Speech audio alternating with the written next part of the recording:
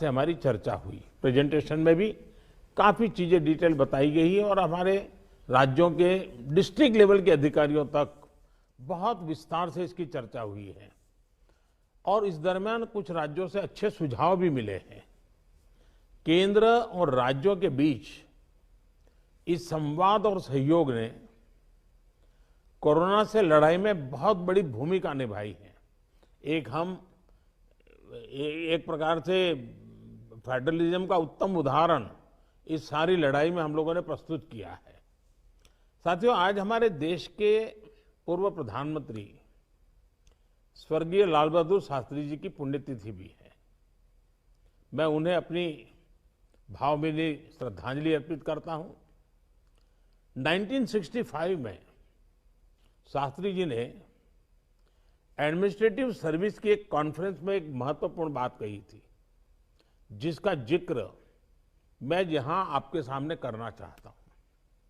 उन्होंने कहा था कि the basic idea of governance as I see it is to hold the society together so that it can develop and march towards certain goals. The task of the government is to facilitate this evolution, this process. मुझे संतोष है कि corona के इस संकट काल में हम सभी ने एकजुट होकर काम किया। जो सीख लाल बहादुर शास्त्री जी ने दी थी, उसी पर चलने का हम सब ने प्रयास किया और इस दरमियान संवेदनशीलता के साथ त्वरित फैसले भी किए गए, जरूरी संसाधन भी जुटाए गए और देश की जनता को निरंतर हम लगातार जागरूक भी करते रहे। और आज इसी का परिणाम है कि भारत में कोरोना का संक्रमण वैसा नहीं है और न ही वैसा फैला है जैसा दुनिया के अन्य देशों में हमने देखा है। जितनी घबराहट और चिंता 7-8 महीने पहले देशवासियों में थी, अब लोग उससे बाहर निकल चुके हैं। ये अच्छी स्थिति है, लेकिन केयरलेस न हो जाए, ये भी हमें चिंता करनी है। देशवासियों में बढ़ते विश्वास का प्रभाव आर्थिक गतिविधियों पर भी सकारात्मक रूप से दिखाई दे रहा है। मैं आपके राज्य प्रशासन की भी दिन रात जुटे रहने के लिए प्रशंसा करता हूं। साथियों, अब हमारा देश कोरोना के खिलाफ लड़ाई में एक निर्णायक चरण में प्रवेश कर रहा है। ये चरण है वैक्सीनेशन का। जैसे यहां जिक्र हुआ, 16 जनवरी से हम दुनिया का सबसे बड़ा टीकाकरण अभियान शुरू कर रहे हैं। ये हम सभी के लिए गौरव की बात है कि जिन 2 वैक्सीन को इमरजेंसी यूज ऑथराइजेशन दिया गया है, वो दोनों ही मेड इन इंडिया है। इतना ही नहीं, 4 और वैक्सीन प्रोग्रेस में है। और ये जो मैं करीब 60-70% काम पहले राउंड का होने के बाद बैठने की चर्चा इसलिए करता हूं कि उसके बाद और वैक्सीन भी आ जाएगी, और जब और वैक्सीन आ जाएगी तो हमें फ्यूचर का प्लान करने में वो भी एक बहुत बड़ी सुविधा रहेगी। और इसलिए सेकंड पार्ट इसका जो है, जो हम 50 से ऊपर वालों के लिए जाने वाले हैं, तब तक शायद हमारे पास और भी कुछ वैक्सीन आने की संभावनाएं हैं। साथियों, देशवासियों को एक प्रभावी वैक्सीन देने के लिए हमारे एक्सपर्ट्स ने हर प्रकार की सावधानियां बरती हैं और अभी साइंटिफिक कम्युनिटी की तरफ से विस्तार से हमें बताया भी गया है। और आपको मालूम होगा, मैं इस विषय में जब भी मुख्यमंत्रियों के साथ बात हुई, मैंने हमेशा एक ही जवाब दिया था कि इस विषय में हम जो भी निर्णय करना होगा, वो साइंटिफिक कम्युनिटी जो कहेगी वो ही हम करेंगे। साइंटिफिक कम्युनिटी को ही हम फाइनल वर्ड मानेंगे और हम उसी प्रकार चलते रहे हैं। कई लोग कहते थे देखिए दुनिया में वैक्सीन आ गई, भारत क्या कर रहा है, भारत सो रहा है, इतने लाख हो गया, इतना हो गया, भारत कुछ, ऐसी भी चिल्लाहट हुई। लेकिन फिर भी हमारा मत था कि ये साइंटिफिक कम्युनिटी और जो इसके लिए जिम्मेवार लोग हैं उनकी तरफ से जब आएगा तभी हमारे लिए उचित होगा, और हम उसी दिशा में चले हैं। बड़ी बात जो मैं दोहराना चाहता हूं कि हमारी दोनों वैक्सीन दुनिया की दूसरी वैक्सीन से ज्यादा कॉस्ट इफेक्टिव है। हम कल्पना कर सकते हैं अगर भारत को कोरोना टीकाकरण के लिए विदेशी वैक्सीन पर पूरी तरह निर्भर रहना पड़ता तो हमारे क्या हालत होते, कितनी बड़ी मुश्किल होती, हम उसका अंदाज लगा सकते हैं। ये वैक्सीन भारत की स्थितियां और परिस्थितियों को देखते हुए निर्मित की गई है। भारत के टीकाकरण का जो अनुभव है, जो दूर सुदूर क्षेत्रों तक पहुंचने की व्यवस्थाएं हैं, वो कोरोना वैक्सीनेशन कार्यक्रम में बहुत उपयोगी सिद्ध होने वाली है। साथियों, आप सभी राज्यों के साथ सलाह मशवरा करके ही ये तय किया गया है कि टीकाकरण अभियान की शुरुआत में किसे प्राथमिकता दी जाएगी। हमारी कोशिश सबसे पहले उन लोगों तक कोरोना वैक्सीन पहुंचाने की है जो देशवासियों की स्वास्थ्य सुरक्षा में जुटे हुए हैं, जो हमारे हेल्थ वर्कर्स हैं, सरकारी हो या प्राइवेट, पहले उनको टीका लगाया जाएगा। इसके साथ साथ हमारे जो सफाई कर्मचारी हैं, दूसरे फ्रंटलाइन वर्कर्स हैं, सैन्य बल है, पुलिस और केंद्रीय बल है, होमगार्ड है, डिजास्टर मैनेजमेंट वॉलेंटियर समेत तमाम सिविल डिफेंस के जवान हैं, कंटेनमेंट और सर्वेलेंस से जुड़े रेवेन्यू कर्मचारी हैं, ऐसे साथियों को भी पहले चरणों में टीका लगाया जा रहा है। देश के अलग अलग राज्यों के हेल्थ वर्कर्स, फ्रंटलाइन वर्कर्स की संख्या देखें तो एक करीब करीब 3 करोड़ होती है।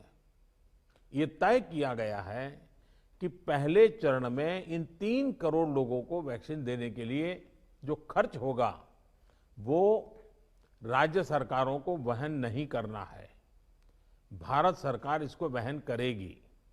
साथियों, वैक्सीनेशन के दूसरे चरण में, वैसे एक प्रकार से वो तीसरा चरण हो जाएगा, लेकिन हम अगर इन 3 करोड़ को एक माने तो दूसरा चरण 50 वर्ष से ऊपर के सभी लोगों को और 50 वर्ष से नीचे के उन बीमार लोगों को जिनको संक्रमण का सबसे ज्यादा खतरा है, उनको टीका लगाया जाएगा। आप सभी परिचित हैं कि बीते कुछ हफ्तों में जरूरी इंफ्रास्ट्रक्चर से लेकर लॉजिस्टिक तक की तैयारियां सभी राज्यों और केंद्र शासित प्रदेशों के साथ विचार विमर्श करके, लगातार मीटिंगें करके, मॉड्यूल्स बना करके इसको पूरा किया गया है। देश के लगभग हर जिले में ड्राई रन्स भी पूरे हो चुके हैं। इतने बड़े देश में सभी जिलों में ड्राई रन्स हो जाना, ये भी अपने आप में हमारी काफी बड़ी कैपेबिलिटी को दिखाता है। हमारी जो नई तैयारियां हैं, जो कोविड के एसओपीज हैं, उनको अब हमें अपने पुराने अनुभवों के साथ जोड़ना है। भारत में पहले से ही अनेक यूनिवर्सल इम्यूनाइजेशन प्रोग्राम ऑलरेडी चल रहे हैं, हमारे लोग बड़ी सफलतापूर्वक कर भी रहे हैं। मिशंस रूबेला जैसी बीमारियों के खिलाफ भी व्यापक कैंपेन हम लोग चला चुके हैं। दुनिया के सबसे बड़े चुनाव और देश के कोने कोने तक पहुंचकर मतदान की सुविधा देने का भी हमारे पास एक बहुत ही अच्छा अनुभव है। इसके लिए जो बूथ स्तर की रणनीति हम बनाते हैं, उसी को हमें यहां भी प्रयोग में लाना है। साथियों, इस टीकाकरण अभियान में सबसे अहम उनकी पहचान और मॉनिटरिंग का है जिनको टीका लगाना है। इसके लिए आधुनिक टेक्नोलॉजी का उपयोग करते हुए कोविन नाम का एक डिजिटल प्लेटफॉर्म भी बनाया गया है। आधार की मदद से लाभार्थियों की पहचान भी की जाएगी और उनको दूसरी डोज समय पर मिले, ये भी सुनिश्चित किया जाएगा। मेरा आप सभी से विशेष आग्रह रहेगा कि टीकाकरण से जुड़ा रियल टाइम डेटा कोविन पर अपलोड हो, ये सुनिश्चित करना है। इससे जरा सी चूक भी इस मिशन को नुकसान पहुंच सकता है। कोविन पहले टीके के बाद एक डिजिटल वैक्सीनेशन सर्टिफिकेट जनरेट करेगा। लाभार्थी को यह सर्टिफिकेट टीका लगाने के बाद डिजिटली तुरंत देना जरूरी है, ताकि उसे सर्टिफिकेट लेने के लिए फिर ना आना पड़े। किसको टीका लग चुका है ये तो इस सर्टिफिकेट से पता चलेगा ही, साथ ही दूसरी डोज उसको कब लगेगी इसके रिमाइंडर के रूप में भी ये काम करेगा। दूसरी डोज के बाद फाइनल सर्टिफिकेट दिया जाएगा। साथियों, भारत जो करने वाला है उसे दुनिया के अनेक देश फिर फॉलो करेंगे, इसलिए हमारी जिम्मेदारी बहुत ज्यादा है। एक और अहम तथ्य है जिसका हमें ध्यान रखना है। दुनिया के 50 देशों में 3-4 सप्ताह से वैक्सीनेशन का काम चल रहा है। करीब करीब 1 महीना हुआ, लेकिन अब भी करीब करीब 2.5 करोड़ लोग ही वैक्सीन हो पाई है पूरी दुनिया में। उनकी अपनी तैयारियां हैं, उनका अपना अनुभव है, उनका सामर्थ्य है, वो अपने तरीके से कर रहे हैं। लेकिन अब भारत में हमें अगले कुछ महीनों में ही लगभग 30 करोड़ आबादी के टीकाकरण का लक्ष्य हासिल करना है। इस चुनौती का पूर्वानुमान लगाते हुए ही बीते महीनों में भारत ने बहुत व्यापक तैयारियां की हैं। कोरोना की वैक्सीन से अगर किसी को कुछ असहजता होती है तो उसके लिए भी जरूरी प्रबंध किए गए हैं। यूनिवर्सल इम्यूनाइजेशन प्रोग्राम में पहले से ही इसके लिए एक मैकेनिज्म हमारे पास रहता है। कोरोना टीकाकरण के लिए इसको और मजबूत किया गया है। साथियों, वैक्सीन और टीकाकरण की इन बातों के बीच हमें ये भी याद रखना है कि कोविड से जुड़े जो प्रोटोकॉल हम फॉलो करते आ रहे हैं, उनको इस पूरी प्रक्रिया के दरमियान भी बनाए रखना है। थोड़ा सा भी लूजनेस नुकसान कर सकता है। और यही नहीं, जिनको टीका लगाया जा रहा है वो भी संक्रमण को रोकने के लिए जो सावधानियां हम लेते रहे हैं उनको फॉलो करते रहे। ये सुनिश्चित करना ही होगा। एक और बात जिस पर हमें बहुत गंभीरता से काम करना है, हर राज्य, हर केंद्र शासित प्रदेश को ये सुनिश्चित करना होगा कि अफवाहों पर, वैक्सीन से जुड़े अपप्रचार को कोई हवा न मिले। इफ्स और बट्स से बात नहीं होनी चाहिए। देश और दुनिया के अनेक स्वार्थी तत्व हमारे इस अभियान में रुकावट डालने की कोशिश कर सकते हैं। कॉरपोरेट कंपटीशन भी इसमें आ सकती है। कंट्री का प्राइड के नाम से भी आ सकता है। बहुत सी चीजें हो सकती हैं। ऐसी हर कोशिश को देश के हर नागरिक तक सही जानकारी पहुंचाकर हमें नाकाम करना है। इसके लिए हमें धार्मिक और सामाजिक संस्थाओं, NYK हो, NSS हो, सेल्फ हेल्प ग्रुप्स हो, प्रोफेशनल बॉडीज हो, रोटरी, लायंस क्लब जैसे संस्थाएं हो, रेड क्रॉस जैसी संस्थाएं हो, इन सबको हमने साथ जोड़ना है। जो हमारी रूटीन स्वास्थ्य सेवा है, जो दूसरे टीकाकरण अभियान, वो भी ठीक से चलते रहें, इसका भी हमने ध्यान रखना है। क्योंकि हमें मालूम है कि हम 16 को शुरू कर रहे हैं, लेकिन हमारी 17 को एक रूटीन वैक्सीन का भी डेट है। तो इसलिए हमारा जो रूटीन वैक्सीन का काम चलता है वो भी कहीं डैमेज नहीं होना चाहिए। आखिरी में एक और गंभीर विषय के बारे में आपसे जरूर बात करना चाहता हूं।